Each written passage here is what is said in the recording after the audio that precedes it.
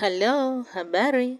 Karibu katika sehemu ya pili ya simulizi yetu nzuri ya yatima aliyesingiziwa kesi ya mauaji na kisha akajikuta yuko katika gereza la ajabu. Basi pale tulipoishia ndipo tunapoendelea. Siku zilizidi kusogea. Kipindi cha kwenda shuleni kilipofika, Norman alishindwa kwenda kwa kukosa pesa. Norman alishindwa basi. Alijikuta ameanza kuwa mtu wa kushinda nyumbani tu, huku rafiki yake mkubwa akiwa mlinzi. Yule mlinzi wa getini. Norman alikuwa anatamani jinsi mdogo wake Samiri anavyopelekwa shuleni na gari na kwenda kuchukuliwa na gari. Yaani alikuwa anatamani ile hali, lakini kwa upande wake hiyo fursa alikuwa akanyimwa kabisa. Mama Samir baada ya kuona ameanza kuwa bize, ilibidi atafute mdada wa kazi kwa ajili ya kumsaidia kazi za pale nyumbani. Ila baada ya mdada yule kuanza kazi, Norman alianza kunyimwa chakula pale nyumbani. Alipouliza, aliambiwa ni maagizo ya mama yake. Norman alijaribu kumuuliza mama yake kwamba mbona nanyimwa chakula, lakini majibu yake yalikuwa ni makofi mazito mazito. Yaani kijana alikuwa anaona mambo yanabadilika, huku akiwa haelewi chanzo ni nini. Norman aliamua kwenda sasa kwa mwanasheria wa familia ile kwa sababu alikuwa anamjua vizuri. Kijana huyo alipofika, alimueleza mwanasheria kila kitu na mwanasheria akamwambia, kijana, kwenye listi huku huonekani kama wewe ni mtoto wa Mr. Fekon. Na maelezo yaliyopo hapa ni kwamba Mr. Fekon aliacha mtoto mmoja tu na wewe ni mtoto wa kulelewa na Mr. Fekon tu. Kwa hiyo, pale nyumbani huna haki yoyote. Hayo yalikuwa ni maelezo ya mwanasheria ambayo yalifanya Norman mdomo uwe mzito kutamka neno lolote. Hapo ndipo alipoelewa kwamba ule wasifu wa marehemu baba yake ulikuwa haujakosewa pale walipousema mbele za watu, bali ilikuwa ni vile vile. Norman aliondoka kwenye ofisi ya mwanasheria huyo kichwa kikiwa chini. Yaani kulia alikuwa anashindwa, hata kucheka anashindwa. Mbona watu walikuwa wanasema nafanana na baba sana? Inakuwaje sasa mimi nisiwe mwanae? Mbona mapicha haya? Norman alikuwa anajiuliza maswali ambapo mtu wa kumjibu hakuonekana. Zaidi majibu ya swali yake alikuwa nayo mama yake. Basi Norman siku hiyo alirudi nyumbani akiwa amevurugwa sana. Yaani moja ilikuwa haikai wala mbili haisomi. Bahati nzuri alivyofika nyumbani tu, alikuta mama yake na yeye ndo anafika. Akamuuliza, mama, hebu naomba niambie ukweli. Nimeenda kwa mwanasheria, kaniambia mimi sio mtoto wa Mr. Fekon. Naomba unithibitishie hilo, kwa sababu wewe ndo uliyenizaa na unamjua baba yangu. Baada ya Norman kufika nyumbani, hakutaka kupindisha maneno, tena aliuliza moja kwa moja. Kwanza baada ya swali hilo, mama Samiri alipiga makofi huku akiwa anacheka. Yes.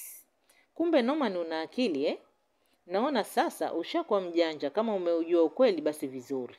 Ni kweli, wewe sio mtoto wa Mr. Fekon. Kuanzia leo, hilo likukae kichwani. Kwa hiyo kwa kuwa kama ulikuwa mwanzo na wazo lolote kuhusu hizi mali, wewe sahau kabisa, kwa sababu kila kitu ni mali ya Samir. Hayo yalikuwa ni maneno mazito sana ya mama Samir ambayo yalifanya kijana Norman mwili mzima ubaki ukitetemeka. Norman alitoka ndani kwa hasira na kwenda kukaa kwenye bustani huku akiwa analia mno. Alikumbuka jinsi ambavyo walikuwa wanapendana na baba yake. Aliona haiwezekani kuwa kweli kama yule Mr. Fekon sio baba yake. Yeyo, hey kijana, vipi, mbona walia, kulikoni? Norman akiwa anaendelea kumwaga machozi pale, mara mlinzi wa getini alifika pale na kumuuliza hivyo. I say, mimi sielewi. Yaani naambiwa eti mimi sio mtoto wa Mr. Fekon. Mwanasheria kaniambia, hata mama naye kathibitisha hivyo hivyo. Yaani Uncle Nashi, hapa mimi sielewi kitu kabisa. Norman alikuwa analia kama haji kulia tena hivi. Norman, naomba unisikilize kwa mara ya mwisho. Ili uishi kwa amani na bila hatari yoyote, acha kuchokonoa mambo. We kubaliana na kila kitu. Halafu tulia kama hujui kitu. Ukianza kupeleleza sijui hiki kimekaa hivi, kile kiko vile, Nikwambie tu, utakufa unajiona. Mlinzi yule ambaye alikuwa kadumu pale nyumbani kwa kina Norman zaidi ya miaka 15 aliongea maneno ambayo yalimfanya Norman amwangalie sana. Uncle Olenachi, mimi sikubali. Lazima nijue ukweli wote. Naenda kumuuliza baba yake na Victor. Lazima yeye atakuwa anajua kila kitu kwa sababu yeye ndo alikuwa rafiki mkubwa sana wa baba. Norman alikuwa hataki kuelewa maneno ya mlinzi. Basi Olenachi hakuongeza jambo lolote, alimsikitikia tu kijana Norman. Basi Norman alitoka pale nyumbani mpaka nyumbani kwa kina Victor, ambapo baba yake na Victor ndo alikuwa rafiki wa baba yake, na kweli Norman alimkuta mheshimiwa huyo akiwa yupo pale nyumbani. Norman kijana wangu, huenda ni kweli au si kweli. Mimi siwezi sema lolote. Unajua ukweli wa baba halali wa mtoto, siku zote anayejua ni mama. Hayo yalikuwa ni majibu ambayo Norman alipewa na baba Victor. Norman baada ya kuona majibu ya bwana huyo hayaeleweki, aliamua kurudi nyumbani huku akiwa mnyonge mno. Maisha yaliendelea huku Norman maisha yake yakiwa magumu sana pale nyumbani. Maana ilimlazimu aende mtaani akatafute chochote kitu, alafu ndo aje yale, ila hali hiyo ilikuwa inafanya mama yake ampige sana. Norman, nishakwambia kazi unazoenda kufanya huko mitaani unanizalilisha, sawa sawa. Ukirudia tena kwenda huko mtaani, basi humu ndani usirudi. Na kama unataka hela ya kula, basi kuanzia leo usafi wote wa mazingira ya nje utakuwa unafanya wewe, na wale wafanya usafi ambao walikuwa wanakuja kila Jumatano na Jumamosi wasije tena. Hizo kazi walizokuwa wanazifanya uzifanye wewe. Hayo yalikuwa ni maneno ya mama Samir baada ya kuona Norman haachi kwenda mtaani kutafuta vibarua ili apate hela ya kula. Basi kuanzia siku hiyo Norman aligeuka kwa mfanyakazi wa pale nyumbani. Yaani kazi zote zinazohusu mazingira ya nje na ndani, kama kumwagilia maua, kupalilia na kuyatunza zilikuwa za kwake. Norman pale nyumbani hakuishi kama mwanafamilia tena, bali aliishi kama mfanyakazi. Yaani maisha yaligeuka miguu juu ndani ya muda mfupi. Rafiki mkubwa wa Norman alibaki ni bwana Olenachi, ambaye yeye kazi yake ilikuwa ni getini kule, mlinzi. Maisha yalizidi kusogea, hatimaye mwaka mzima ulikatika. Norman akiwa kazoea mazingira ya kuwa kama mfanyakazi pale nyumbani. Siku hiyo ilikuwa ni sherehe ya kuzaliwa kwa mtoto Samir pale nyumbani. Kwa hiyo mama Samir alikuwa kaalika watu na wageni mbali mbali, ambapo wengine walikuwa ni marafiki zake, wengine marafiki wa marehemu mume wake. Baadhi ya watu waliofika pale nyumbani walishangaa sana hali waliomuona nayo kijana Norman pale nyumbani. Yaani alikuwa kachakaa haswa. Basi kuna mama ambaye alikuwa rafiki mkubwa wa mtu wa karibu sana wa Mr. Fekon. Ilibidi amuite na kumuuliza Norman kuhusu hali yake. Hapo kijana Norman hakutaka kuvunga. Alitoboa kila kitu. Alieleza mpaka maisha anayoishi pale nyumbani. Mama yule alikuwa ni wale wa mama wasioona haya, wale wala wa kusubiri. Na walikuwa ni wale wa mama wa michambo haswa. Baada ya kusikia maelezo ya Norman, mama yule alibeba kama yalivyo. Haya, sherehe zile zilinoga kweli pale nyumbani na watu walifurahi kweli. Ila katikati ya sherehe, mama yule ambaye alikuwa anafahamiana vyema na Mr. Fekon alilianzisha timbwili. Mama Samir, hebu tunaomba tupe maelezo vizuri hapa kuhusu Norman. Nimemuona mtoto yule kule nje anatumikishwa kazi. Halafu nimemuuliza anasema eti ulimwambia sio mtoto wa Mr. Fekon. Hebu toa maelezo wewe kidogo ya kujieleweka hapa. Una ujasiri upi wa kumtenga tena mtoto yule ambaye ndo alikuwa kipenzi cha baba yake? Na mtoto anafanana copyright na Mr. Fekon. Leo hii unataka udanganye watu yule sio mtoto wa Mr. Fekon? Hivi mama zimo kweli? Ile sherehe siku hiyo ni kama iliingia mdudu. Yaani mama yule alikuwa anabwatuka haswa. Baada ya maneno hayo, basi watu wote ambao walikuwa wanamjua Mr. Fekon walishtuka na kuanza kushangaa. Masiara haya.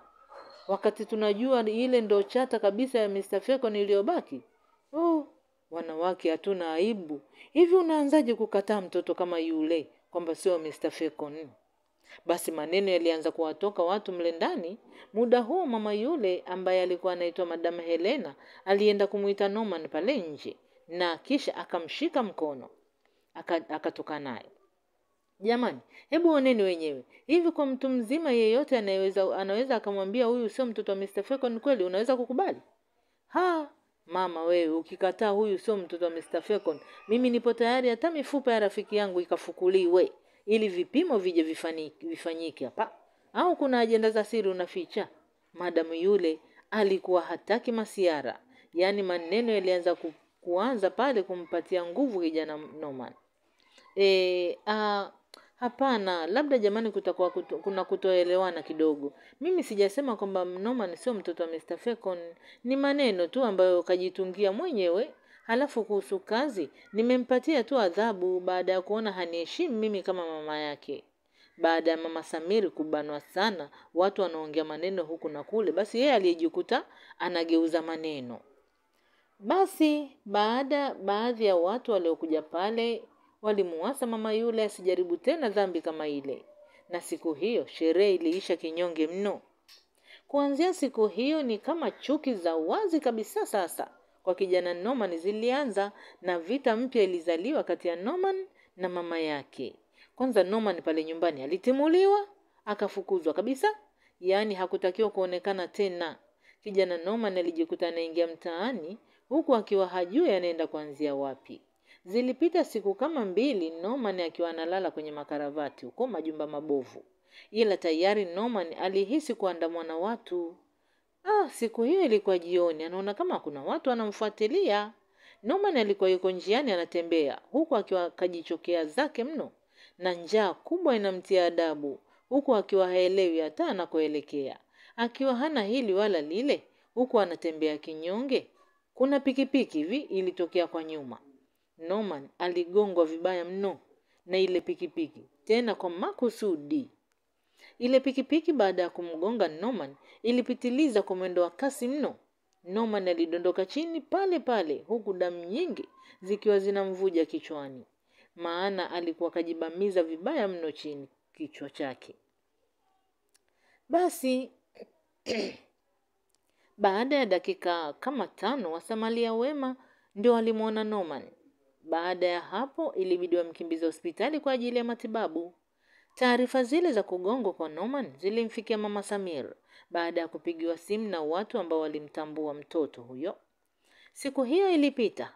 Ilipofika asubuhi na mapema kabisa, mama Samir akiwa na bwana Fahan walifika pale hospitali kuja kumuona kijana Norman. Mama Samir na bwana Fahan hawakufurahia kabisa hali ya Norman ambayo walikuwa wamemkuta nayo. Walikuta kijana Norman tayari kazinduka na alikuwa anaendelea vizuri huku bandage zilikuwa zimemjaa kichwani. Mtoto wenu hajaumia sana. Zaidi alichanika kichwa kidogo na ndio tumemshona. Kwa hiyo anaendelea vizuri, baada ya siku 2 hivi nadhani anaweza karuhusiwa kuondoka. Hayo yalikuwa ni maelezo ya daktari ambayo yalifanya mama Samir na Fahani wajichekesha kinafiki, ila walionekana kutokufurahia kabisa ile swala. Fahani, hebu ongea na Dosomi basi. Uwaambie vijana wale waambie uzembe umezidi. Ujue kuna siku tutakuja kuingia kwenye matatizo kisa uzembe wa watu wachache. Baada ya kutoka mle ndani, mama Samiri alionekana kumfokea mno bwana Fahani. Darling, usijali. Na kuhakikishia kesho haifiki. Fahani akiwa anajichekesha alimjibu mama Samiri. Na kwa namna hiyo walivyo wale wanaongea ilikuwa ni uthibitisho tosha kwamba wawili wale wapo kwenye mahusiano. Masaa yalizidi kusogea, matibabu yakiwa yanaendelea kwa kijana Norman. Pia mama yake alikuwa anakuja pale hospitali na kuondoka, huku akionekana kama mwenye mipango yake. Hatimaye ilifika usiku mida ya saa 5 usiku hivi. Norman akiwa kwenye wodi yake, mara alishangaa kumuona mtu anaingia mle ndani akiwa kavaa koti refu jeusi na barakoa ambayo ilikuwa imeziba uso wake wote. We ni nani? Norman aliuliza kwa tabu, huku sauti ikiwa haimtoki vizuri. Ila mtu yule hakujibu kitu, Alichokifanya, alichukua sindano mfukoni mwake na kumchoma nayo Norman. Baada ya hapo alitoka nje. Baada ya dakika 2, mtu yule asiyejulikana alikuja na boksi kubwa. Alimchukua Norman na kumtia ndani ya boksi. Kisha akaondoka naye. Masaa yalizidi kusogea, hatimaye palikucha na kwa asubuhi. Kama kawaida, Mama Samir na Fahani waliwahi asubuhi pale hospitali huku wakiwa na matumaini ya kupata taarifa njema kumuhusu kijana Norman. Baada ya Mama Samir na Fahani kufika pale hospitali, ya taarifa ambayo wamepewa, ambayo walikutana nayo sasa, ilifanya wampigie Bwana Dosomi muda ule ule kuuliza, "Dosomi, hebu toa maelezo. Vipi nyie? Nyie ndo mliomchukua Norman, sio?" Hilo lilikuwa swali la Fahani baada ya kumpigia huyo mtu anayeitwa Dosomi. Samahani Bwana Fahani. Aisee, huyo mtu wenu tulikuwa tumechelewa. Tulivyofika hapo tulikuta kashahamishwa. Hilo lilikuwa jibu la Bwana Dosomi ambalo lilifanya Mama Samir na Fahani waanze kukuna vichwa. Inakuwaje hapa? Upelelezi uliofanyika pale hospitali, lakini haikujulikana kijana Norman kachukuliwa na nani au katorokaje, kwa sababu walinzi wa getini walikiri kutokumuona akipita pale getini. Basi masaa yalizidi kusogea, hatimaye ilifika jioni nyingine tena. Kijana Norman alikuja kushtuka akiwa ndani ya nyumba ambayo hakuelewa ni nyumba ya aina gani. Kwanza alikuwa kafunikwa vizuri, halafu katundikiwa drip.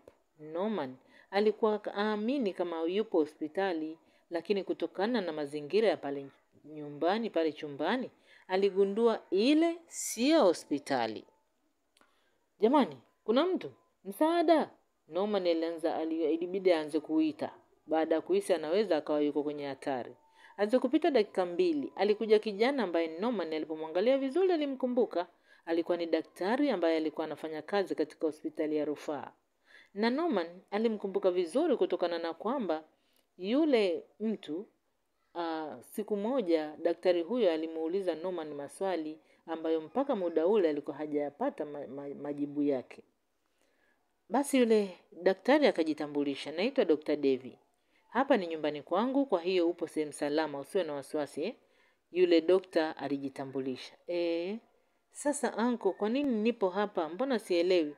Na mama yangu yuko wapi?" Norman akiwa haelewi kinachoendelea aliuliza, "Labda samani, una uhakika kabisa yule ni mama yako mzazi?" Akasema, "Ndiyo, ni mama yangu." "Kwani kuna nini anko? Maana hili swali sio mara ya kwanza kuniuliza." Akasema, "Sasa kama ni mama yako, kwa nini alikuwa anataka kukuua wewe?" Daktari aliuliza swali ambalo lilifanya Norman ajilazimishe kuamka pale kitandani. "Unasemaje? Mama yangu anataka kuniua?" Norman aliuliza, jicho likiwa limemtoka. "Ujue kijana, kuna vitu sielewi. Unakumbuka mwaka uliopita Mr. Fekon alivyopata ajali? Yule mama yako baada ya kuona Mr. Fekon anaendelea vizuri alinifuata mimi na kunipa dili la kummalizia Mr. Fekon kwa kutumia dawa ambayo ni sumu. Ila mimi ile kazi niliikataa. Lakini cha kushangaza, ilipofika kesho yake Mr. Fekon alifariki, na mimi nilipopima damu yake niligundua kafariki kwa sumu.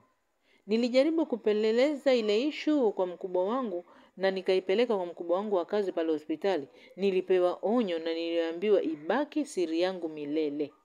Ndio maana kama unakumbuka ile siku baba yako kafariki, nilikuuliza yule ni mama yako mzazi na ni mke wa Mr. Fekon?" Hayo yalikuwa ni maelezo ambayo yule daktari alikuwa anayatoa kwa kijana Norman. "Ina maana unasema unataka useme mama alimuua baba?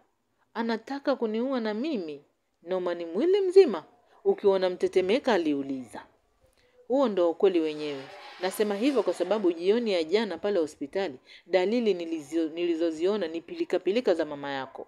Niligundua wewe hautakuwa salama. Na kweli, mimi ninavyotoka na wewe jana, kuna watu nilipishana nao getini. Hata sikuwaelewa. Kwa hiyo litambue hilo, na inabidi upeleleze vizuri. Je, yule ni mama yako kweli?" Yule daktari alizidi kuongea kwa msisitizo. Basi Norman ilibidi akae kimya tu, huku chozi likiwa linamtoka kama maji. Yaani alikuwa haamini kama mama yake ndio aliyemuondolea baba yake. Siku hiyo ilipita huku Norman akiwa na mawazo kweli. Kulipokucha asubuhi, Norman akiwa anaendelea vizuri huku yupo kwenye kile chumba. Mara alianza kusikia mabishano ya yule daktari na mkewe sebuleni. Basi, naomba tuishie hapa kwa leo. Usikose sehemu nyingine inayofuatia ya simulizi yetu nzuri ili tuweze kujua nini iliendelea baada ya hapo. Kama ni mara yako ya kwanza kuangalia video zetu, ninakukumbusha usisahau kusubscribe ili tutakapoleta video nyingine na wewe uwe wa kwanza kujua kwamba kuna video mpya imefika. Asante kwa kuwa nasi mpaka mwisho. Kwaheri.